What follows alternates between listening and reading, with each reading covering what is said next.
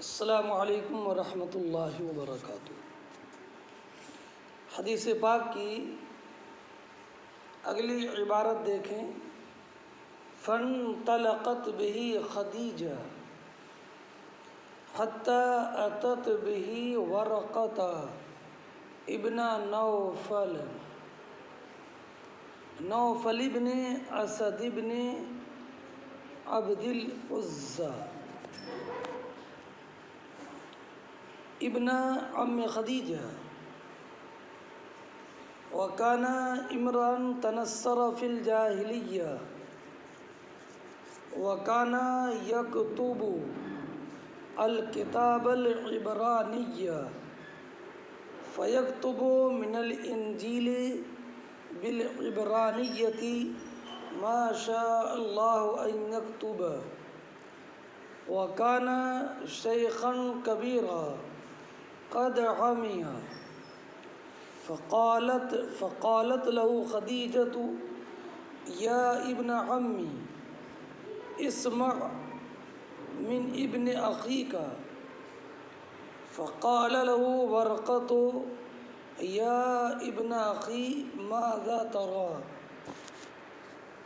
فأخبره رسول اللہ صلی اللہ علیہ وسلم خبر ما رأى، فقال له ورقہ هذا الناموس الذي نزل الله على موسى، یا لیتنی فيها جزعا، یا لیتنی اکون حیا اذ یخرجك قومك، فقال رسول اللہ صلی اللہ علیہ وسلم اوا مخرجیہم، قال نعم، لم یأتی رجل قط بمثل ما جئت به الا عودی،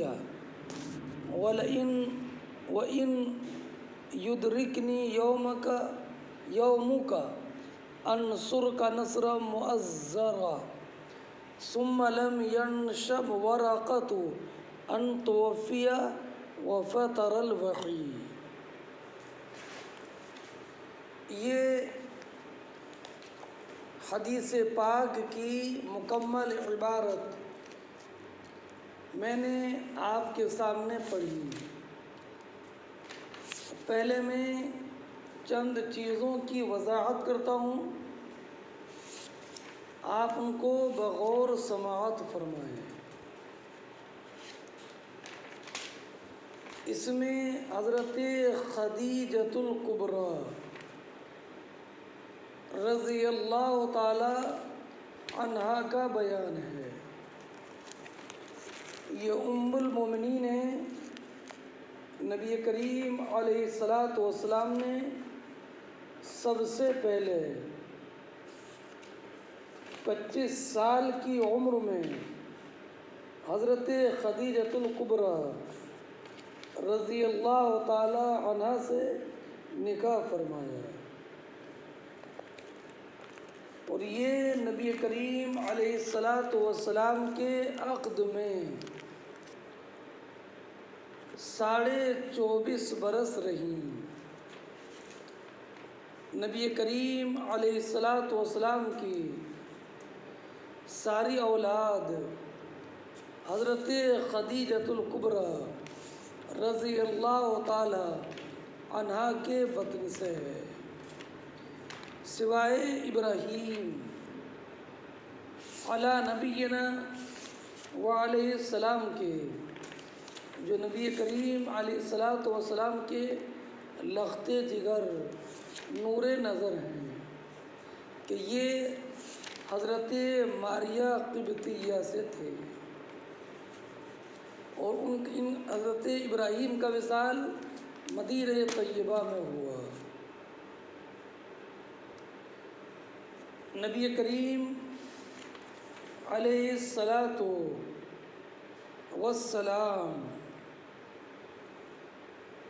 جب تک یہ زندہ رہی، سرکار نے کسی اور سے نکاح نہیں فرمایا،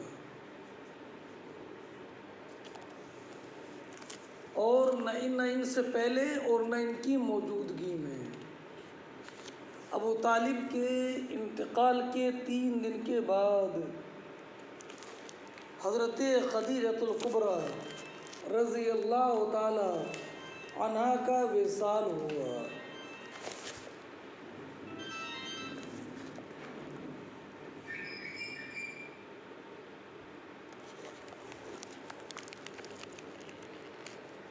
حضرت خدیجۃ الکبریٰ رضی اللہ تعالی عنہا کے بطن سے سرکار کی 4 صاحبزادیاں حضرت رقیہ، حضرت زینب، حضرت ام کلثوم، حضرت فاطمہ، اور 3 صاحبزادے حضرت قاسم، حضرت طیب، حضرت طاہر پیدا ہوئے۔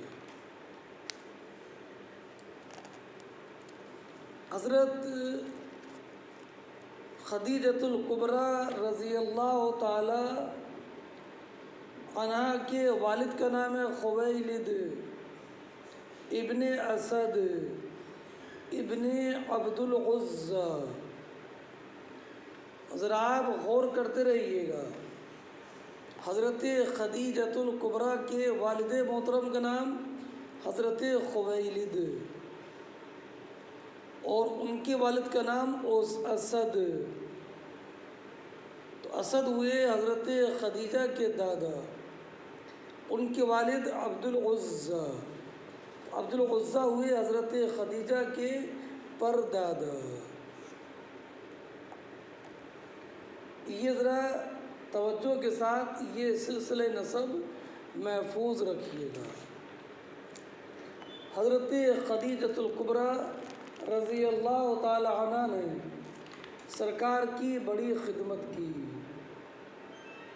اور عورتوں میں ایمان لانے والی سب سے پہلی خاتون حضرت خدیجۃ الکبریٰ رضی اللہ تعالی عنہا ہے۔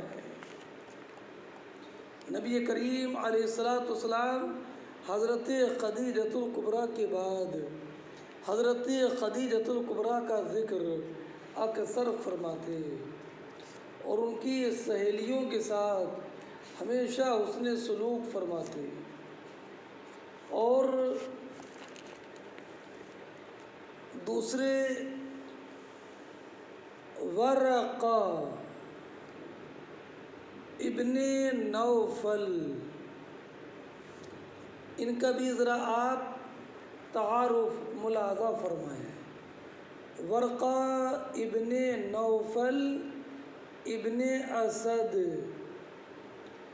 ابن عبد العزیٰ،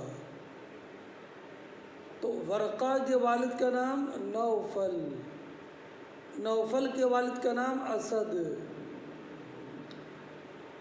اور ان کے والد کا نام عبد العزیٰ، تو گویا کہ ورقہ کے پردادا عبد العزیٰ ہوئے۔ ورقہ ابن نوفل ابن اسد اور خدیجۃ الکبریٰ ابن خویلد ابن اسد، تو گویا کہ ورقہ اور خدیجۃ الکبریٰ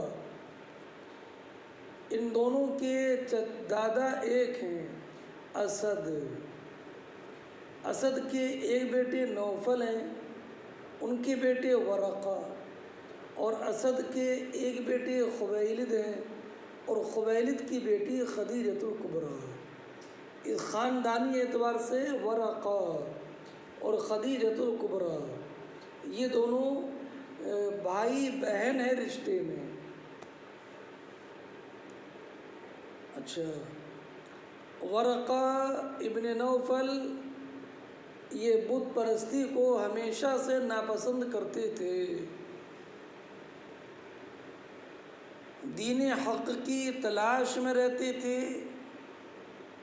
بعض راہبوں کی تبلیغ سے متاثر ہو کر انہوں نے دین عیسوی قبول کر لیا تھا،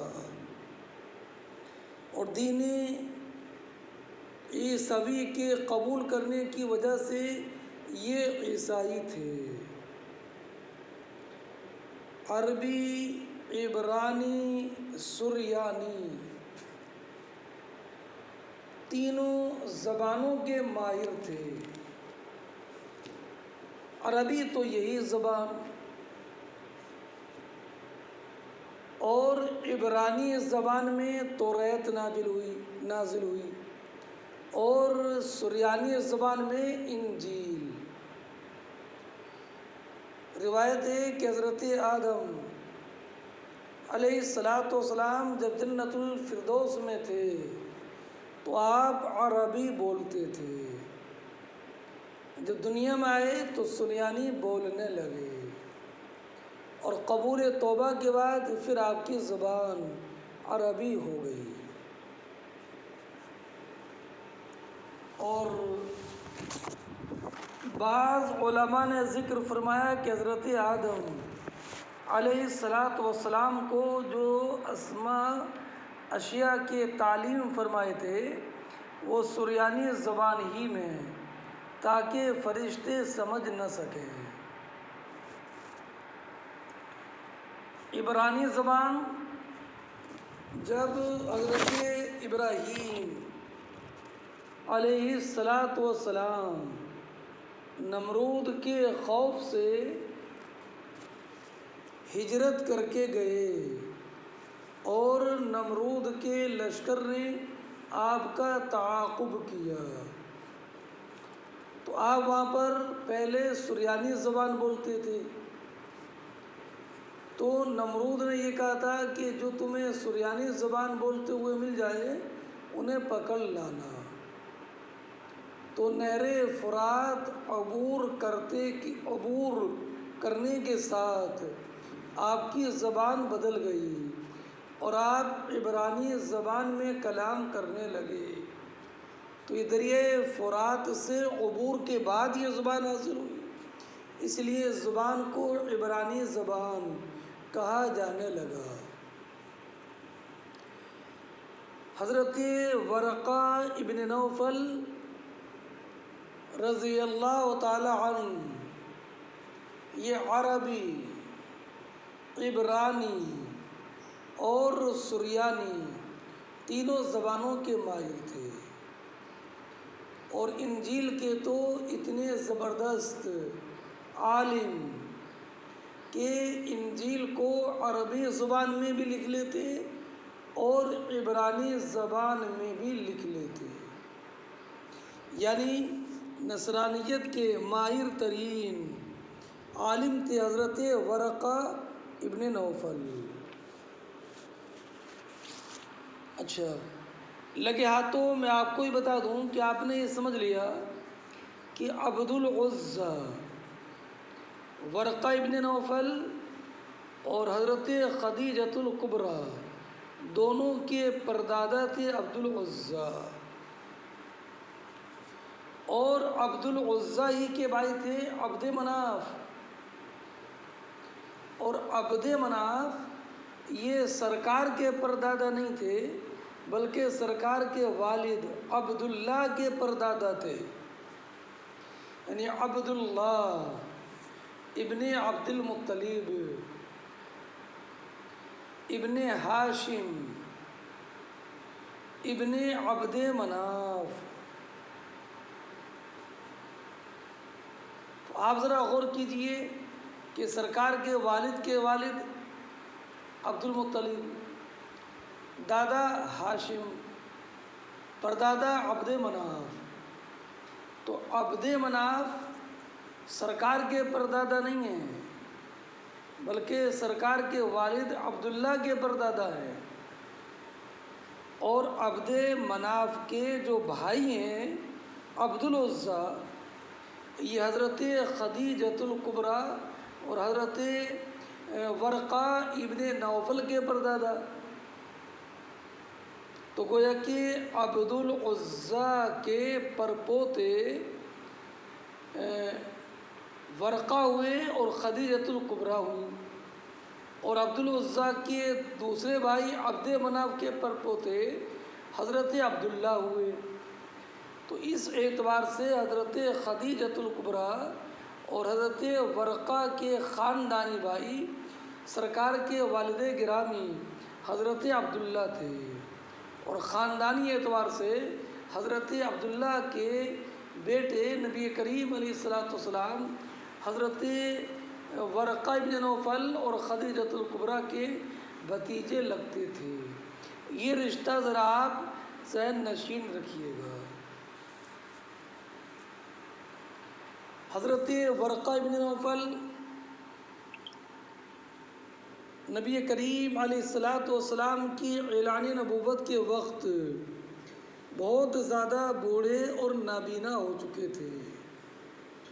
البتہ انہوں نے نبی کریم علیہ الصلوۃ والسلام کی زبان سے باتیں سن کر سرکار کی نبوت کی تصدیق فرمائی تھی اور یہ کہا تھا والذی نفسی بیدہ انک نبی ھذہ الامہ، اور یہ اعلان نبوت کے 3 سال کے بعد تک زندہ رہے۔ حضرت بلال رضی اللہ تعالیٰ عنہ کو جب ستایا جاتا تھا اور وہ احد احد کہتے تھے تو آپ کہتے ہاں آحد آحد، ایک ایک ہی کہتے رہنا، اسی دین پر قائم رہنا۔ اس لیے اکثر علماء کرام علیہم الرحمۃ والرضوان نے حضرت ورقہ بن نوفل کا شمار صحابہ کرام علیہم الرحمۃ والرضوان میں کیا ہے۔ سن 3